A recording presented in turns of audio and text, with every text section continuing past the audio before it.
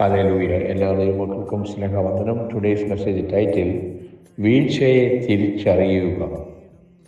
സദൃശവാക്യം 24:14 വായിക്കുന്നത്, നീതിമാൻ 7 പ്രാവശ്യം വീണാലും എഴുന്നേൽക്കും.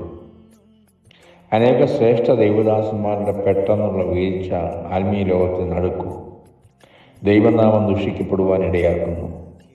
ഇങ്ങനെയുള്ള ഒരാൾ എങ്ങനെ വീണുപോയി എന്ന് നാം അസ്വസ്ഥരായി ചിലപ്പോൾ ചോദിക്കാറുണ്ട്. അതിന് വ്യക്തമായ ഉത്തരം ബൈബിളിലുണ്ട്. ഒരുവൻ്റെ ആത്മീയ ബലം അവൻ്റെ മനസ്സിൻ്റെ ദൃഢതയ്ക്ക് ആനുപാതികമായിട്ടാണ് നിൽക്കുന്നത്. ഒരു വ്യക്തി തീക്ഷ്ണതയുള്ള പ്രാർത്ഥന വീരനോ, ശക്തമായ വീര്യപ്രവർത്തികൾ ചെയ്യുന്നവനോ, തീപ്പൊരി ഉണർവുകാരനോ, പ്രാണനെ തുളച്ചെല്ലുന്ന പ്രാസംഗികനോ, ആത്മീയ പ്രതിഭാശാലിയോ ആയിരുന്നാലും തൻ്റെ മനസ്സിനെ നിയന്ത്രിക്കുവാൻ അഭ്യസിക്കുന്നില്ല എങ്കിൽ സന്ദർഭവശാൽ അവൻ വീണുപോകും. ആത്മസംയമനമില്ലാത്ത പുരുഷൻ മതിലില്ലാതെ ഇടിഞ്ഞു കിടക്കുന്ന പട്ടണം പോലെയാകുന്നുവെന്ന് തിരുവഴുത്തിൽ സദൃശവാക്യത്തിൽ നമ്മൾ വായിക്കുന്നുണ്ട്. നമുക്ക് സഹജമായ ബലം മനസ്സിൽ സ്ഥിതി ചെയ്യുന്നു.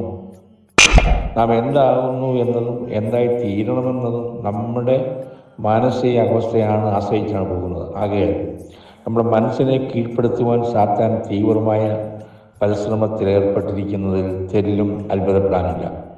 സർപ്പം ഹവ്വായ ഉപായത്തെ ചതിച്ചപോലെ നിങ്ങളുടെ മനസ്സിനും ക്രിസ്തുവിനുള്ള ഏകാഗ്രതയിൽ നിർമ്മലതയും വിട്ട് വഷളായി പോകുമോ എന്ന് ഞാൻ ഭയപ്പെടുന്നു. പൗലോസ് പറയാണ്, ഞാൻ ഭയപ്പെടുന്നു. അതെ, സ്തോത്രം. മറ്റാരും അറിഞ്ഞിട്ടില്ല എങ്കിലും ഒരു ദൈവപുരുഷൻ വീണു പോകുന്നതിന് വളരെ മുമ്പ് തന്നെ അവൻ മനസ്സിൽ വീഴ്ച സംഭവിച്ചിട്ടുണ്ട്. സ്തോത്രം. നല്ലൊരു ഉദാഹരണം നമുക്ക് ചൂണ്ടിക്കാണിക്കാൻ പറ്റും. യോഹന്നാന്റെ സുവിശേഷം 6-ാം അധ്യായം 70-ാം വാക്യത്തിൽ വായിക്കുന്നത്, യേശു അവരോട്, നിങ്ങളെ 12 പേരെ ഞാൻ തിരഞ്ഞെടുത്തില്ലയോ? എങ്കിൽ നിങ്ങളുടെ ഒരുത്തൻ പിശാചാകുന്നു എന്നുത്തരം പറഞ്ഞു. ശീമോൻ യൂദായെക്കുറിച്ചാണ് ഇത് പറയുന്നത്. അപ്പോൾ യേശുവിനെ ഒറ്റിക്കൊടുക്കുന്നതിന് മുമ്പ് തന്നെ യൂദ പിശാചാണ്. കണ്ടോ? സ്തോത്രം. അപ്പോൾ സ്തോത്രം, യേശുവിൻ്റെ കൂടെ നടക്കുന്നു, തിരുവത്താഴത്തിൽ സംബന്ധിക്കുന്നു, ഇതെല്ലാം ചെയ്യുന്നുണ്ട്. പക്ഷേ പിശാചാണ്. ഇതുപോലെ അതെ, ആത്മീയ ലോകത്തിൽ നാം ചിലപ്പം ഇപ്പോൾ ആത്മീയരായിട്ട് നമ്മൾ പ്രസംഗിക്കുന്നു, പ്രാർത്ഥിക്കുന്നു ഒക്കെയാണ്. എന്നാൽ ഇതിനു മുമ്പ് നമ്മൾ വീഴ്ച സംഭവിച്ചിട്ടുണ്ടോ? അത് അവരവർക്ക് അറിയത്തുള്ളൂ. പക്ഷേ അങ്ങനെ വീണു എങ്കിൽ അപ്പോൾ തന്നെ നാം മാനസാന്തരപ്പെട്ട് ക്ഷമ ചോദിച്ച് ടൈറ്റിൽ പറഞ്ഞ വീഴ്ചയെ തിരിച്ചറിയുക. സ്തോത്രം. അല്ലെ, ദൈവം നമ്മളെ അനുശാസിക്കുന്നതാണ്.